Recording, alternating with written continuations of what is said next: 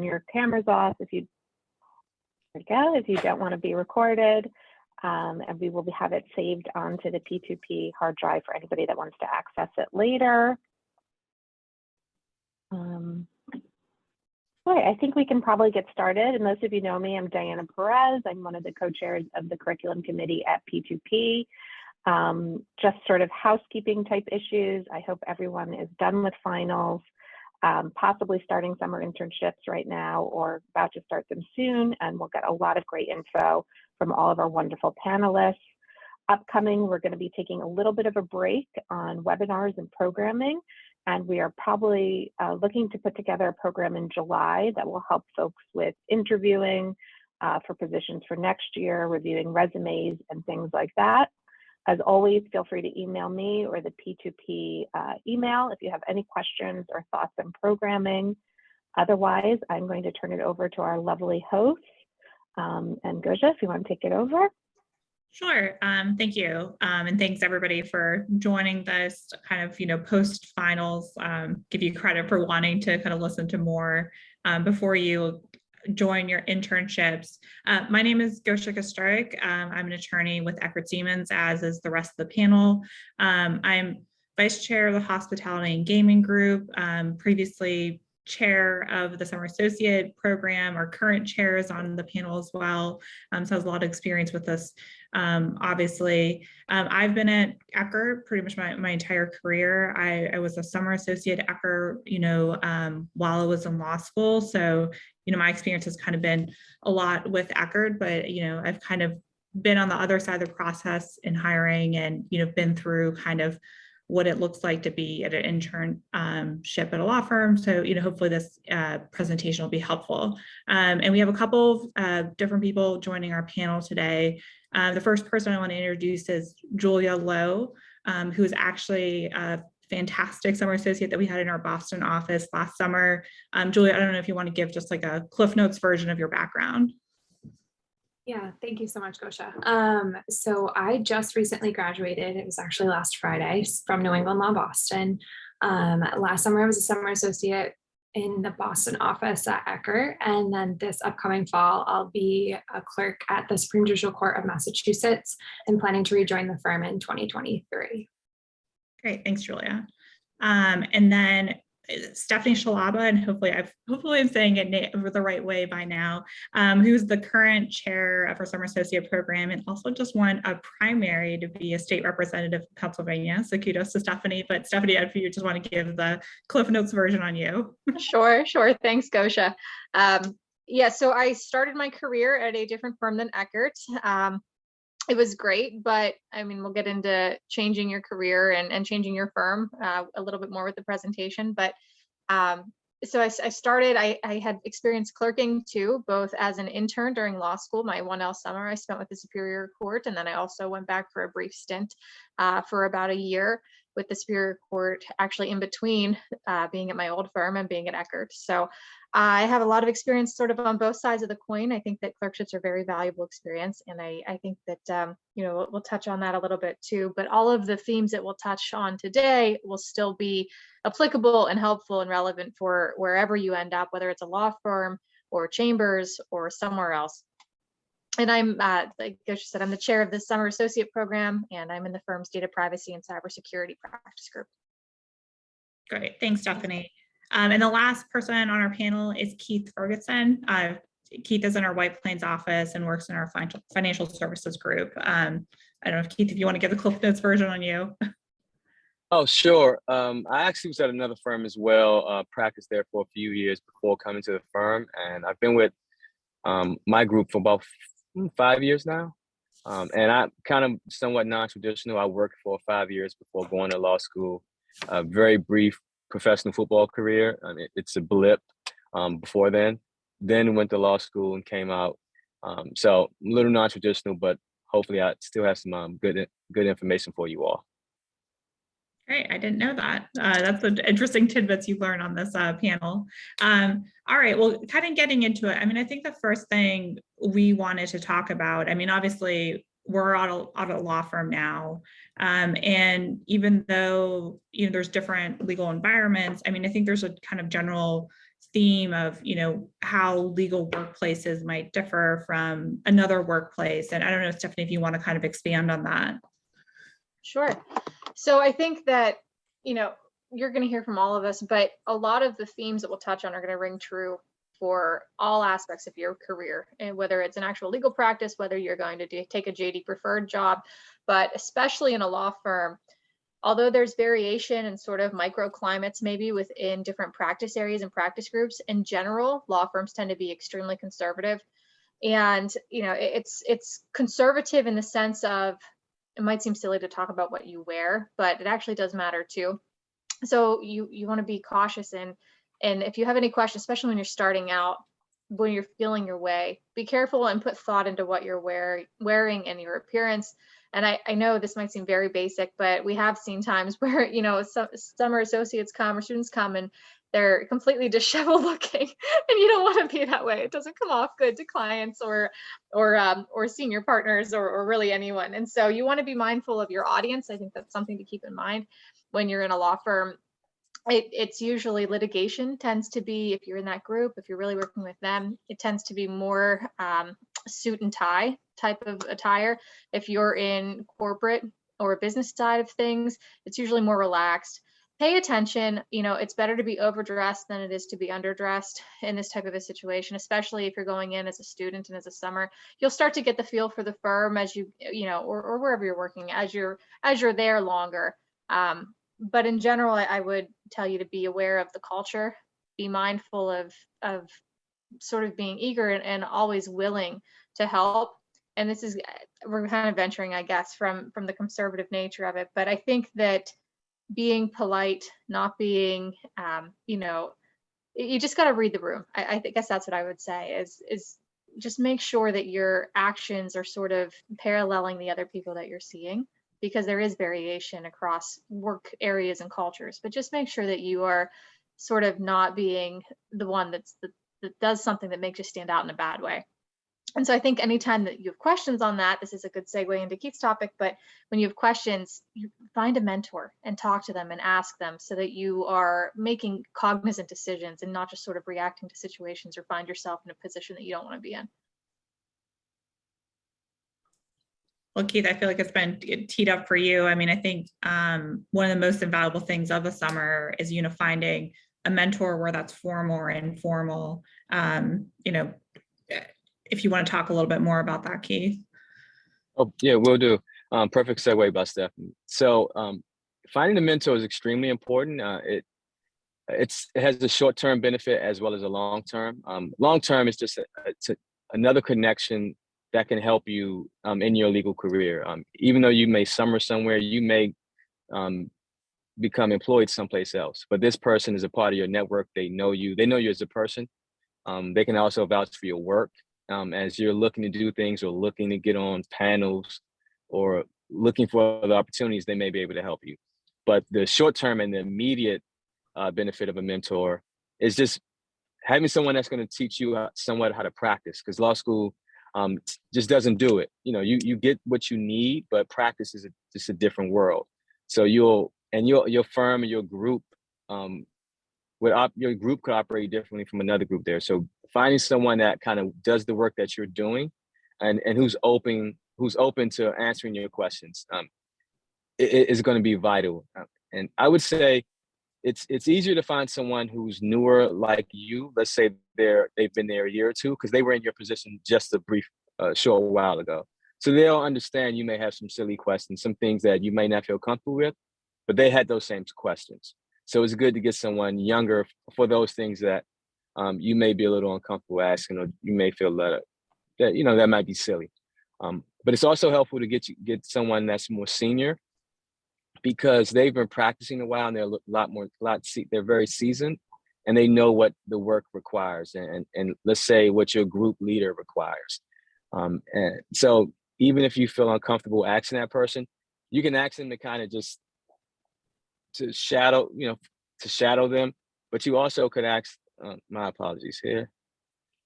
You also could ask them, they can be your mentor by just figuring out the work that they're doing, or when they have assignments due, and say, hey, when this gets done, can you let me know? Because I actually want to read your transcript. That way I want to learn how to I want to learn how to, put a witness on the stand, how to get in evidence. I want to learn how to cross-examine. And it may not require you to lose the hours by going to court to sit with the person. You can get the transcript and take it home and read and learn it that way. So it's like a quasi mentor. And then when you can bring that up to the person and say, oh, I noticed this when what made you ask this question or that question?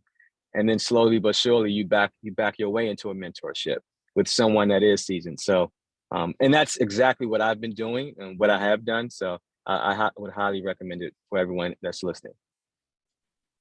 Yeah, I also would, just to add on to that, don't feel restricted. Like, look, let's say if you go into a firm and let's say you get paired to work with Keith, Keith is a great mentor. Don't think that there's, you've gotten one mentor and you've checked that box, so you can move on, right? I mean, even if you're not working directly with people, I mean, just try to seek out other people. To Keith's point, you never know when those people might be helpful. They might have a different perspective. They might end up somewhere different.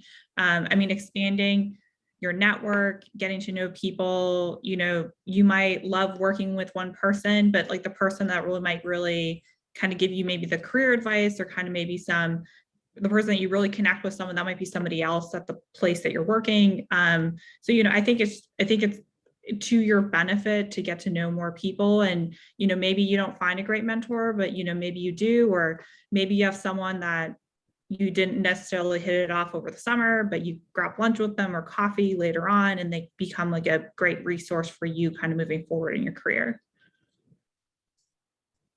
Indeed. And I guess kind of generally about that, I mean, Julia, I mean, you were here last summer. I mean, how important and, what tips do you have about, kind of using the summer to kind of network and, get involved with the firm, and, how your experience was with that?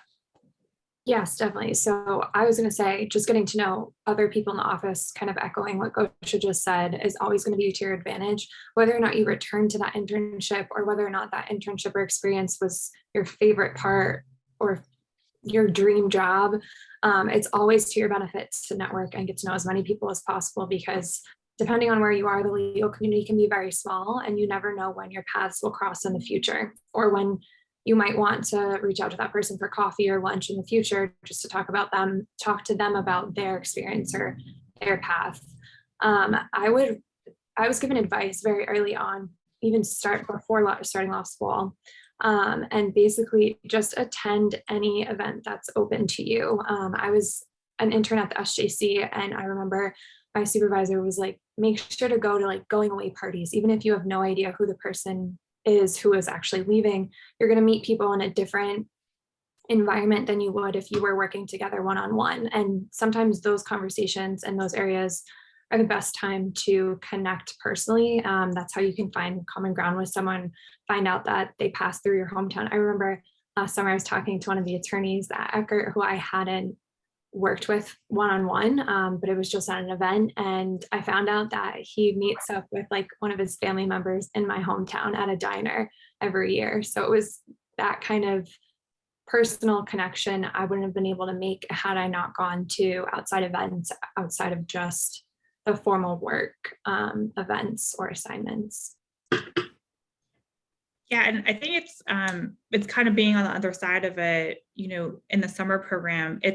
I feel like I can't emphasize the importance of not just, obviously do the work that you're assigned, but getting outside the office, meeting people. The amount of times like hiring decisions are made and people are discussing, it's like, if someone really has to think about who you are because they've never really interacted with you, that's not great for you, right? And even if it's just a conversation, grabbing coffee, or you had, hey, there was a random going away party and they had a good 5-minute conversation about, hey, where are you going to school or anything. I think that's kind of all to your benefit. And I mean, I know summer associates that we've had that have done really well, and then others have struggled. I think the difference has really been, there's just been people who kind of come in and their mission is just to meet a bunch of people. And then they kind of, they find work and people they want to work with, they have a great experience.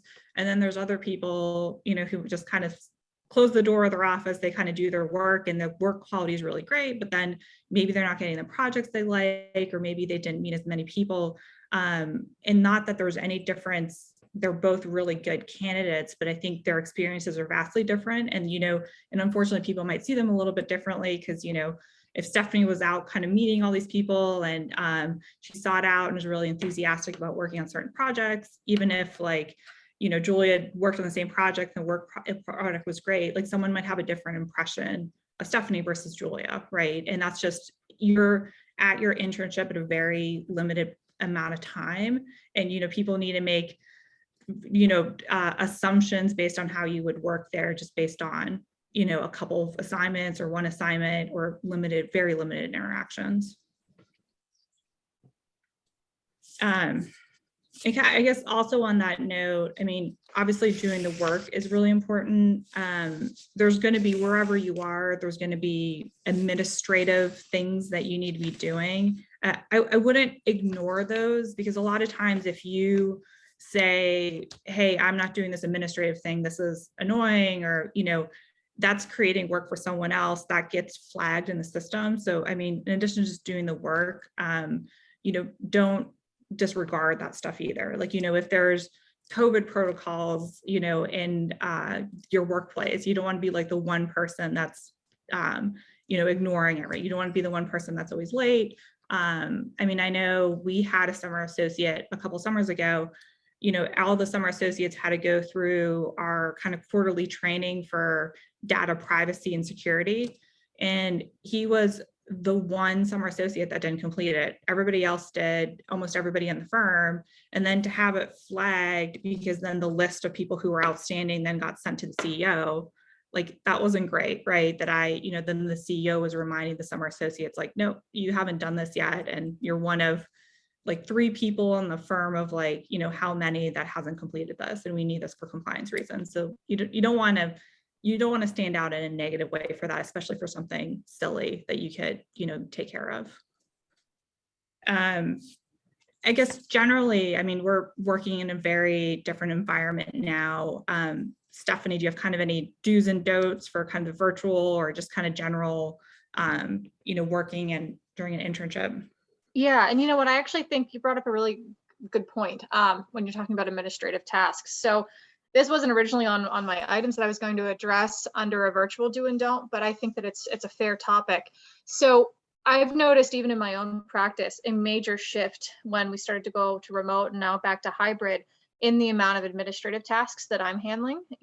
My secretary was laid off, and we kept them on for a long time, but we've just adapted, and now we have more attorneys actually and it's easier too, doing your own time, for instance, or sending out the email instead of sending an email to someone to send an email. And I think that goes hand in hand with, you're going to come out of this a freshly branded attorney, right? You have your JD, you have the education. I think it's really important to remember though that you're still part of the team. And so even though you're an attorney and you have the professional license, you still need to be very kind to staff. You need to be very kind to your legal support. You need to be kind to people in your library. You need to be kind to other attorneys. And so I don't want anyone to come out of this thinking that's not my job. I'm a lawyer. I mean, yeah, there are things that are a better use of your time, that maybe it would be more appropriate on the bill for a paralegal to do, for instance, or a legal assistant. But you should never have the attitude that you're too good for something, because we've all done it. The managing partner's done it. The senior partner's done it. The senior associate's done it. We've all kind of made ourselves part of the team, and that's the way it should be. And you should be appreciative of each other and not think that you're necessarily too good. I hate to say that, but that you're too good for any particular task, because the matter of fact is you're not. We're all on the same team working towards the same goal, and we need to help each other. So that's the first thing I wanted to say. The other things are sort of more practical tips for email do's and don'ts, virtual do's and don'ts. Let's start with email. So make sure, always make sure that you check the CC line, that you're not replying all if you're only intending to reply to one person, that you check and proofread, especially if it's a longer email, print it out or put it away for a couple of minutes, look at it in maybe 15 minutes. A big don't is that you don't need to answer instantaneously. That's one of the sort of bad byproducts, if you will, of having such quick communication, and it's so easy to just reply and hit send, and if it's off on its way. Take your time and think through logically what you need to say. And is this question you ask going to lead to another question, depending on the answer? If so, incorporate that. Send 1 email instead of 3 or 4, send 2 instead of 5. You don't want it to be bing, bing, bing, bing, bing, because you'll find when people do it to you, it's incredibly distracting and annoying. And you also don't want to be doing that to other people. And it will come off as very polished with a lot of forethought whenever you have control over what you're sending out and how often you're sending it. So that's one tip. I will give you sort of a war story from someone who was in our, inaugural class at my old firm. We had been on a congratulatory chain, and I'm trying to think how it even happened, but one of us had ultimately responded to a client that had been dropped from the CC because they had hit reply all, and it was like, congratulations, they're going to go to the bar and celebrate, they just got their bar results, etc. And someone ended up replying all to the very first feed instead of the thread, instead of the later one where the client had been CC'd or had been dropped off the CC, and they responded to it, and the client was seeing this thread of internal communications about celebrating with drinks for passing the bar exam. Ultimately, it was harmless. It was nothing, but just be careful, because that could have been a lot worse, so be careful with that. I have to say, as a security attorney, that you need to be careful and cognizant of phishing attempts and social engineering attacks. If you get an email from someone like the CEO or another power figure within your workplace asking urgently for money or for gift cards or anything, maybe a coffee, but I doubt that too. Just flag it, send it to your IT, just whatever you do, don't enter your credentials. I absolutely have to tell you that.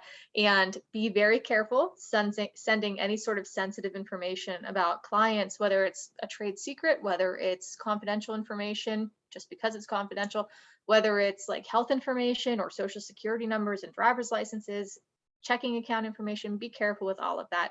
Don't send it to external resources or external emails unless you know that that's, a secure transmission.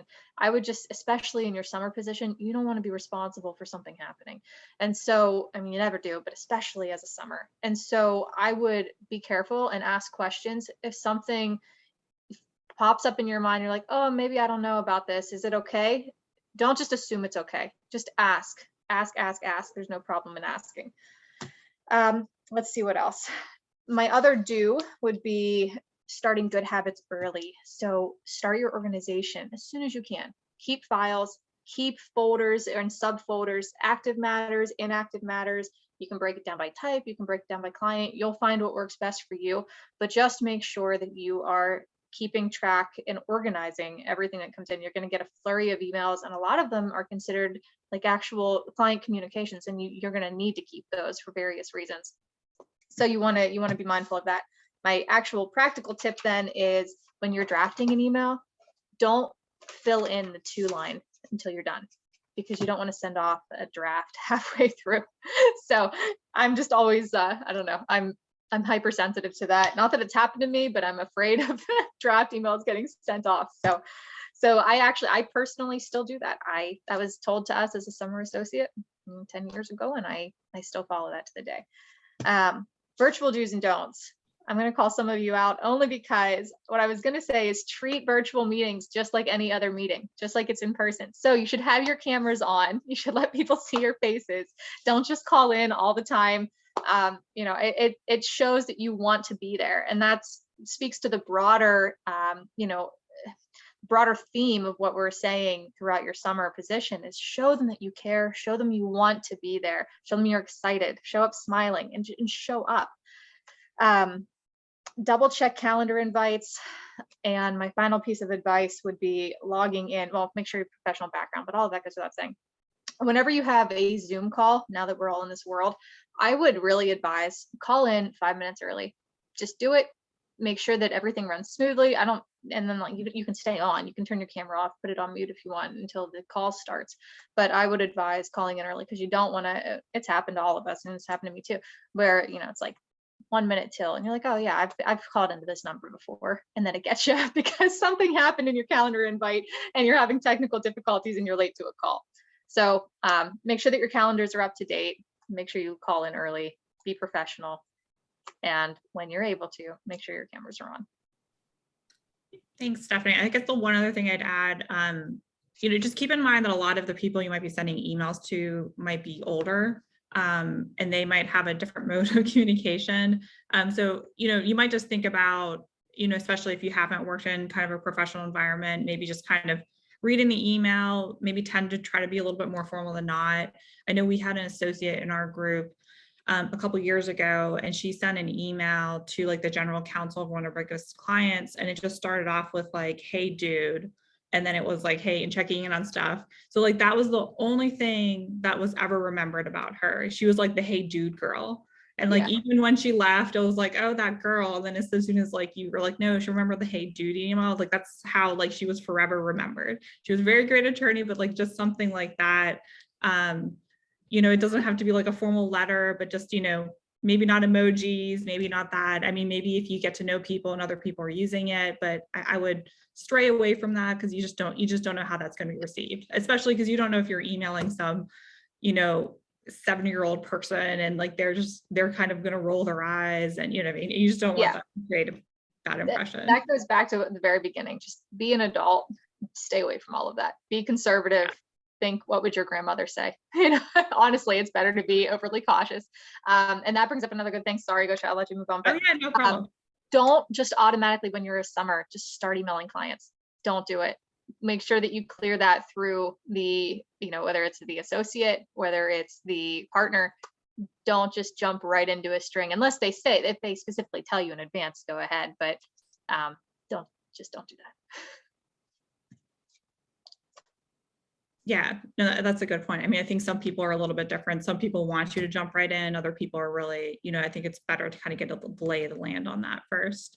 All right, so we kind of covered communication. Obviously, a big portion of the summer is assignments and projects, whether it's an internship or as you're starting your new job. I mean, Keith, if you want to start maybe off on that topic. Yes, so you'll get assignments. I know when I started, when I clerked for a judge, she just said, "Hey, do this." And I had no idea what she was talking about. There was no guidance. The clerk before me was fired. And also I had no idea when she needed it. So I had to go and ask those questions. So when you get an assignment, it's just important to know, one, when is it due? And you want to give yourself a runway of about, a week, a couple of days if you can. So that way you can submit it. You may need to edit it again, or they may have feedback for you. So it's the assignments. It's really tricky because once you get one and when it's due, calendar it, whatever you have to do to meet those deadlines, and ask someone who's done it before you, just for some guidance. But you don't want to rely on what they've done only. So get some guidance, and then use, even if there's an outline or some type of bank where you can see this type of memo that you draft, still make it your own, but at least get an idea of what whoever you're responsible to, what they're gonna like. And like I said, understand when it's due. And if you feel like you're lost in the weeds, you don't know what's going on, or you're not gonna make it, communicate it early. So for instance, I'm in the car driving now because of an issue with my the nanny. I found out well past the time she was supposed to be here, that she couldn't make it. So with your assignment, just don't let it be that way. If you know you're having trouble, speak up early and say, "Hey, I'm actually swamped," or "Here's my draft. I'm uncertain about something. What do you think?" And you get it out early. It's better to be early and edit than last minute or late, and then you went down the wrong path. I know that from experience, so I'll say that much. Yeah, I also think when you're starting out, and Julia, maybe you can chime in on this. I think you also have to understand you're probably not going to know how long something's going to take you, because like it might be something completely new. So you might want to get it. And I feel like I kind of even do this now, that I get something, I know I can't work on it until later in the week because I'm jammed that day, but I just open it up and start looking at it. So I understand, like, am I telling the client that I can do something that's going to take me an hour, or is this thing a train wreck and it's going to take up like a day or two? So that might be helpful for you, especially when you start, committing to timelines. You might want to just, if you get something, kind of look at it a little bit so you can kind of get a gauge. Because I mean, it's going to take you a while before you really kind of start understanding how long things are going to take you. And obviously you're likely not going to be doing one project at a time, and you know what I mean, unless you're in like an idyllic workplace, but you know, usually there's multiple projects. So you're just going to have to handle that. And I think kind of getting a sense of what you need to do would be helpful. And then just another point, and I'll let you jump in, is be careful about things you find on whatever workplace system that you have. You don't know where it came from. You don't know if that was something that someone drafted. Like I have documents in the system that I've gotten from clients. I would never use them for anything else. There was something, even maybe the client drafted, it came from another law firm. It's for like a completely different deal that, because I'm a transactional lawyer, like I would never use again because there was weird circumstances. So anything that you see, if it's a prior memo, you know, re-look at all the case law, like you have to kind of, you can use it as a starting point, but don't kind of hold it out as the holy grail of like everything in this document is correct. Yeah, I wanted to follow up on that point. Mentioning that you don't know how long something to take. Don't be afraid to bill for the time that you spent. It can be cut, but bill for the time that it actually took you. And then over time, you know, as you get more efficient, you can do it faster. But you may feel like, why is this taking so long? And that may be what everyone else is saying, like, oh yeah, that's going to be about 3 or 4 hours. And you may think you should be doing it faster. So don't be afraid to bill for that time. And that goes back to some of the administrative stuff as well. Yeah, please don't do that. Because then you have a lot of times where associates, they're like, oh, that associate's here all the time. And then you look at their hours and it's like, how are they only billing a couple hours a day? Because they're cutting their own time. The partner, or, you know, wherever you are, if you're billing time, they can always cut it down. So just make sure that if you're spending 10 hours on something, you're writing down 10 hours. If it needs to be cut down to 5, someone will cut it down to 5. But don't do that yourself, because you're going to end up hurting yourself. Definitely. I have a few points to kind of echo on. First, Gosha, what you were saying, just about kind of examples or things that you're working on. A lot of times your supervisors are going to want you to succeed. So you can ask them if they have any examples you can look at that are kind of on point to what you're working on. And going back to kind of juggling all of different priorities and competing deadlines, you kind of learn after being there for a few weeks who you should be prioritizing. So for example, at a firm like last summer, if I got something from a partner and I also had a competing assignment for an associate, usually I'd go to the associate and be like, just let you know, this partner asked me for this. And they kind of work it out on their end. That way you're not the person going and saying, no, I can't work on this, or I'm kind of swamped this week, and figuring out just what is time sensitive and then who you should be prioritizing assignments for. Stephanie, what you said earlier, just about triple checking your emails.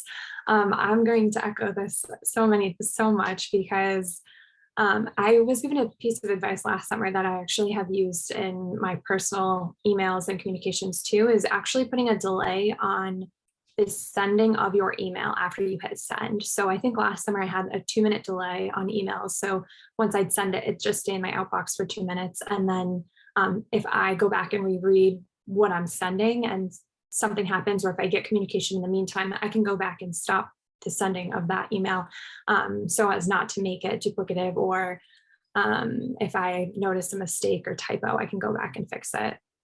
I also tend to avoid using contractions in emails, and then until someone signs an email in response to me, I always go with attorney and then their last name, just as a sign of respect and formality. Again, and just until they respond with however they want to be addressed. I also know we're in this kind of like hybrid situation still. Some of your internships or experiences might be in person this summer, or you might have the option to go in person or work remotely. If you have the option to go in, I would always recommend going in as much as you can, to the extent that it's feasible, because I think those conversations and connections you make in person are a lot different than what you make online, and who you can interact with just on your way to heat up lunch will really make a difference, I think, in your experience. And then I do have kind of just like a scary story, or that I've heard secondhand, but basically There was a candidate for a job position on their way. It actually might have been from last summer, Gosha. So if I'm repeating something you actually told me, forgive me. Okay. Basically on their way to a job interview, they were rude to someone on the train, and they get there, and then the person who they weren't rude to but witnessed this interaction saw how he interacted on the train and was like interviewing this candidate, and based off of his commute and his general disrespect to people just in the public on the train, deemed him as an unfit candidate. So I would just, as a word of caution, make sure all of your in-person interactions, whether it be on your way to work or in the office or just in the building, maybe there's a common area downstairs in your building, just treat everyone with respect and kindness. Yeah, and I feel like I just definitely made that point too. Like, I think the way that you interact with people, I mean, if you start dismissing someone as just someone's legal assistant, there are legal assistants that are invaluable to people's practices. And there's legal assistants that might have been with them for 40 years. They care more about that legal assistant than they do about you. You know what I mean? Like, just to be frank about it. So treating those people with respect and is really important, right? Because I think that would probably happen in a lot of places. If you were rude to someone's legal assistant, that's going to be an issue. Yes, and becoming friends with them, because oftentimes if there's a late filing, they're going to be the ones staying there late with you, or it's always great to have a helpful, like, kind working relationship with everyone in the office, regardless of whether they're attorneys or staff. Yeah, no, and I think they can help you a lot with kind of navigating some of the administrative stuff, or even kind of like, you know, I remember there's someone that I work with and it's like, he's kind of having a bad day. You might want to come back. You know, just even like some of those things are, I mean, they're more invaluable, like just those little tips, right? That really helps you out as you're kind of moving forward in your career. All right, so I guess the next things that we wanted to talk about is what happens when there's problems arise. And I guess the first thing I'd start with is there is going to be a problem. You know, hopefully you can have a great experience. There's literally nothing that goes wrong, but no one is perfect. And there's going to be some issue that, you know, whether you made a mistake, maybe you didn't prioritize things correctly. So we kind of wanted to talk through maybe a couple scenarios of, you know, how do you deal with some of those like uncomfortable situations that might arise, you know, during the summer or later. And I think we started talking about this a little bit, but Stephanie, if you want to talk a little bit more about like prioritizing work assignments and when there's like competing deadlines.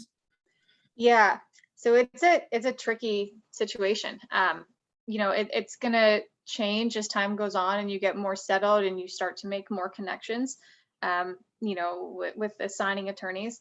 So I would say, you know, the most likely thing to happen is that you have, at least this is what I've experienced, is you think you're planning ahead, you're prepared, you have 4 hours to do X, you have 4 hours left to do Y, and then Project Z comes along and it's like a 5-minute, you need it yesterday, like 5-minute turnaround, but obviously it's going to take you much longer than 5 minutes, right? I'll just speak in extremes here. And so what do? You know, and that's a question that I don't think there's ever a great answer, I'll be honest. And it's something that lawyers and professionals have to deal with all the time. It's not just attorneys, it's non-professional staff too. When you're planning your day, that's human nature. You try to plan ahead, and you should, and that's part of being a professional. But things definitely do come up. You have fires that need put out. And so I would say that it's a balancing act.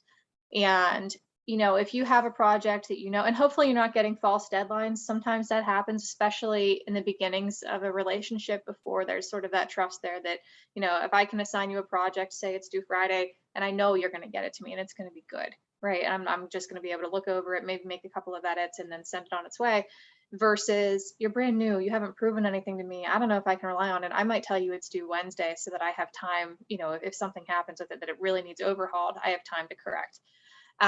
So hopefully, you know, you start to get real deadlines as you get, and some of them you have to be careful, treat them all as real, because they very well may be real too. It's not always the case that you get a sort of a forethought into the deadline, right? It's sort of course correction time. But I think that it's a balancing act, going back to where I was, that, you know, if you have something that you know is going to take you, a couple of hours just to get it done, satisfy the partner who's needing it pretty urgently.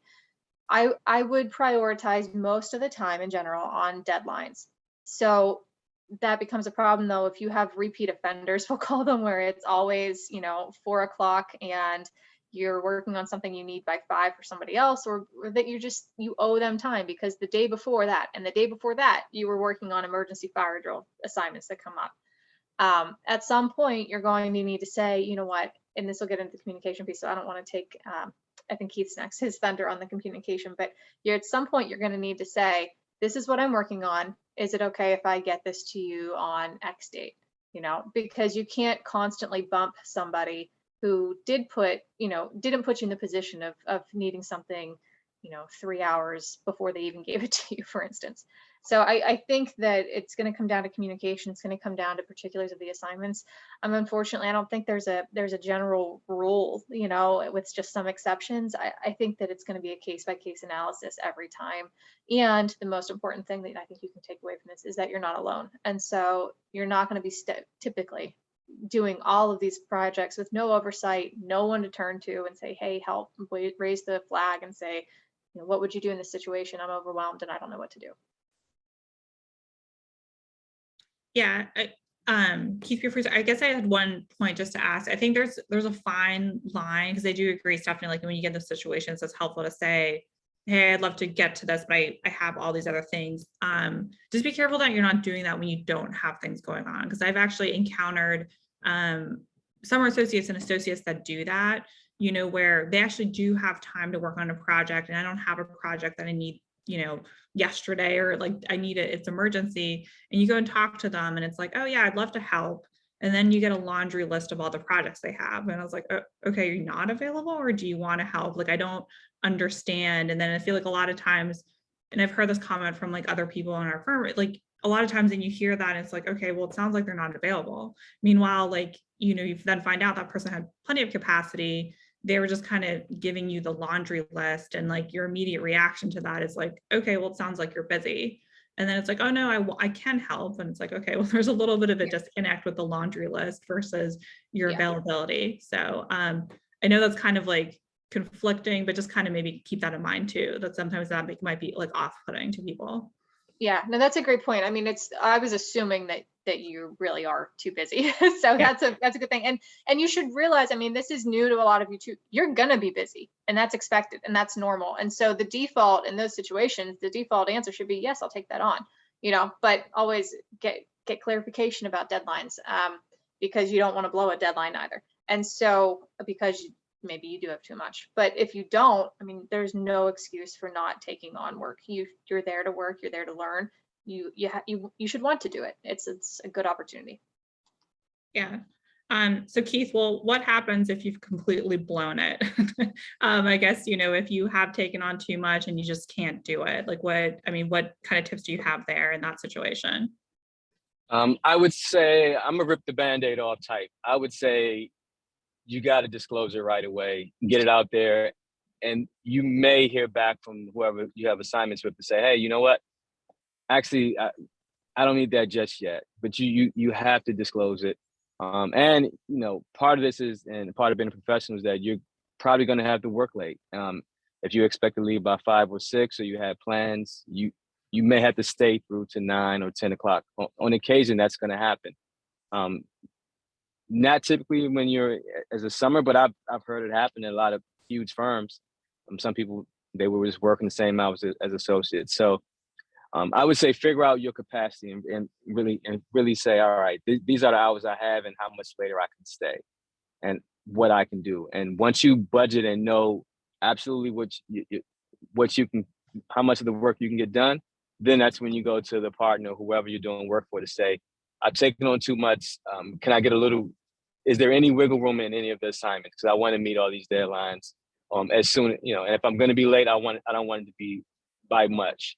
And they may even say, oh, there's someone else that can do a little work, but you would need to ask someone. You shouldn't just go and start giving work that you received to another summer, because it wasn't assigned to them. So you shouldn't make that overture or that advance. But I believe in ripping the Band-Aid off and getting it out early, and then let the people who know what they're doing, let them help you and say, oh, such and such has some time, or they finished up early, they may be able to help you out. Let me get this portion of that assignment. So that's the best that you can do, because if you keep it to yourself, it can only spiral and get worse. Yeah, and I think something just to keep in mind for all of this, like that has happened to every person and probably has happened to every attorney like multiple times, like a month, you know what I mean? It's just, your day, something takes longer, something comes up. And I mean, you shouldn't feel bad that that's happened, right? And I think if you communicate it early, like you avoid a potentially, it just becomes a larger and larger problem the more that you wait. So I guess, Julia, that the next one's for you. So like, if you do make a mistake or some other, misstep, like, how should that be addressed? I think first I want to say that mistakes are to be expected. You're there to learn, and no one's going to expect you to walk into that position knowing everything and producing perfect product every single time. Obviously, that doesn't mean you don't try to work hard and figure out all of the questions that you're being asked. But I know a few times, at least last summer, that I either did something that wasn't what the partner or associate was looking for at all, or I completely missed something. And I would just kind of what Keith was saying, just quickly try to rectify the situation. If you know you made a mistake and it needs to be fixed, do it as soon as you can. Or on the other hand, if you get edits back and there is a lot of work to be done on the product that you're working on, try to make those quickly and within the time frame and timeline expected as possible.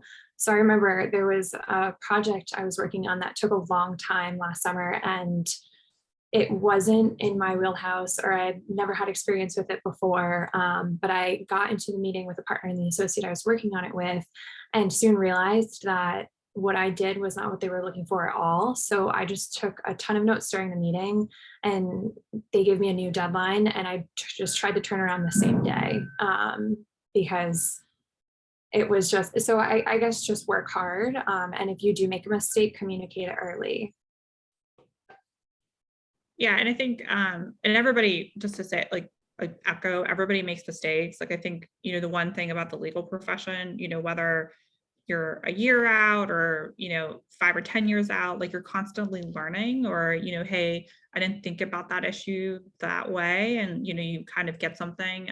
So I think having a little bit of a thicker skin about, hey, you get a ton of comments back. It's not like a personal thing of you did a terrible job. I mean, that's just how it is. You know what I mean? Like, I think I work in the transactional side. Nobody teaches anybody how to draft a contract and like how to write in that way. So I feel like when I mark up stuff for first years, there's probably some portions, I completely rewrite it. That doesn't mean that I don't think they're doing a good job. It's just, everybody kind of understands this process to get there. And, having a little bit thicker skin and maybe even engaging in conversation, because I know I appreciate it too. And it kind of shows kind of the enthusiasm piece when someone calls me, it's like, hey, I saw you made all these changes. Like, why did you make that change? Like, I was thinking about it that way. And I think you end up learning a lot of, hey, this situation is different, or you're thinking about this, but it's actually, it's actually maybe not the right way to think about an issue, or not the way that we're thinking about it in that context. I think you can learn a lot by looking at the changes that people make to your documents and kind of asking questions about it. All right. So the next one, Stephanie, that's for you, kind of how to ask for feedback, which lawyers are terrible at giving. Yes, we're terrible at giving feedback, but I do, hopefully I can help on how to solicit feedback. So it's part of what Gosha just said. I think that, if you're looking for that actual external dialogue, that communication with an attorney, pick a time, just suggest to them, and understand they're busy. Don't do it every time, but say, is there a time that we could sit down and discuss this? As a summer, especially when we were in person, it was great because you got an assignment, and I wouldn't just email it. What I did was that I would print a hard copy of whatever I was turning in, and I would also email it right before in my email, I would say, I'll stop down with this shortly, but I wanted to send you an email too. And then I stopped down actually in the office, knocked on the door and saw, you know, if they had time, would they like to discuss it? Otherwise, I would just leave it to them and say, if you want to discuss, we can catch up, you know, reach back out or let me know a time that's good for you, or I can swing by again later. And so I took sort of the turning in of the assignment as an opportunity to get feedback. I would walk them through what I did and why I got to the conclusion that I did, or why I made something a certain way. I mean, obviously there's, you know, the particulars will change with the assignments, but I did that. And then that was an opportunity for them to ask questions. It was an opportunity for me to communicate what I thought was important, to hear what they thought was important, to ask why they thought something was one way or the other. And I would seize that opportunity. It's a great, great way to just get organic feedback. And then, you know, attorneys are busy and they don't always want to put another appointment on their calendar or think ahead and like, oh God, well, what am I doing tomorrow? When am I free, you know, to go over an assignment? If you can just do it right then and there, that's the best. So I would take that approach as much as you can. And if it's remote and you're not going to be actually in person able to do that, then, you know, definitely offer up a time to talk. Say, I would love to talk about this in detail, or, you know, in a little greater detail over the phone. If you get a project back that's totally marked up, absolutely do what Gosha said, call or stop it and say, I noticed this was, you know, very marked up, or that you had a lot of comments or edits, and I'd really like to learn a little bit about why, just so that next time I can save you from making these edits and I'll know better. I'll be better positioned, you know, for a similar situation in the future to know how this should go. And I would characterize it like that. And then you really can learn. If you get a document, I've had associates where I send them back a track changes version. I could have made the changes myself. I purposely clicked track changes because I wanted them to see what we changed and why and how. Don't just categorically like hit a global accept all and move on and send it back. Read it, like Keith was saying, read it, see what they did, see why. Take the opportunity to look at some past documents that they've done, you know, but again, be cautious. Like Gosha said, don't automatically assume that that's what's true for one situation was true for all, but get a general idea. And you can ask mentors too, hey, have you worked with this person before? Or your assignments as a summer should be general enough that we should be able to help, you know. And you can say, well, how would you handle this? Or do you think that that this person would prefer, you know, an email instead of an actual formal memo? I think that'll be another adjustment for you. Is coming out of school, you're used to memorandum at the top, to, from, date, regarding, you know, CREAC the whole way through. A lot of times we just want the answer, but we want a thought out legal analysis with the answer. And so you're going to be drafting a lot of just informal memos, I guess is what I would call them. And it's just to the point and an explanation. Yeah, no, I think all that stuff can, I think, help prevent, because I think when I was kind of joking that lawyers are terrible at giving feedback, I think a lot of times the feedback you end up getting is that you just don't hear from that person ever again. You know what I mean? And that might have been a miscommunication. Like Stephanie did an assignment and like maybe there was the partner didn't communicate something and then it turned out that she did something completely wrong. It was just a miscommunication. It had nothing to do with how like Stephanie is as an attorney, but like that person might just be like, oh, well, she completely missed the boat. I'm not ever going to use her again. Right. And then don't expect either like a pat on the back every single time, because sometimes the pat on the back is that you hear from the partner again, or that you get another assignment. And you also don't want to be pesky and be like, hey, was that okay? Was it even all right? Was it all right? Did I do an okay job? Did I do a good job? Was that good? You don't want to do that. You know, it's just come off confident, but if there is an issue, address it. And you know, I just think all of these things are going to kind of coalesce like this and work together and giving you a good internship. Yeah. So you're at the end. Oh, go ahead. I was gonna say, when you get your feedback, don't be discouraged. Sometimes you'll find that you're right on the substance, but it may be the form or maybe the style. So I would say with anything, if you're right on the substance of whatever the work you're doing, that's a huge positive step.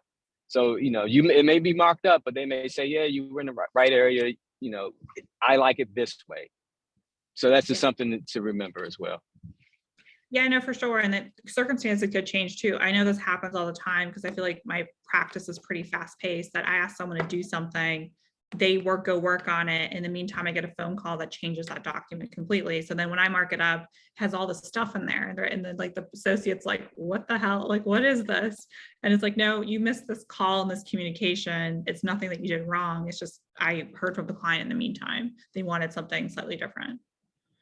All right, so you're kind of at the end of the summer. So Keith, maybe you can talk about, how do you have that weird conversation at the end of the summer about, future employment, or kind of help kind of getting the next opportunity, and how to approach that subject?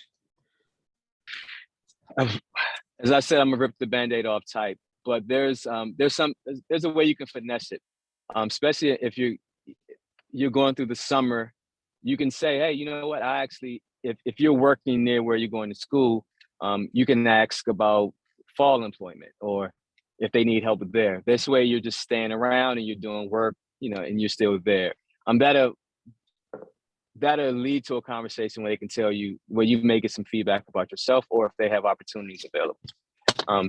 And then there's also a matter of, you can just ask the question and say, hey, I like being here. I like my time here. As I'm going into my third year, what can I expect as far as feedback or the hearing about employment here? Because I would prefer to make a decision early and not interview, because I don't want to take opportunities from my fellow classmates who really may need to go someplace else. So you can, present yourself in that way as well, like you're being considerate of others. So you're trying to get an idea about where you stand. But but just don't leave without having an idea. If you leave the job and you're done and you have no idea where you stand, then that's a huge missed opportunity. So that's the way I've done it in the past. It's worked for me. Maybe it's a little more forward than some have liked, but at least I knew where I stood.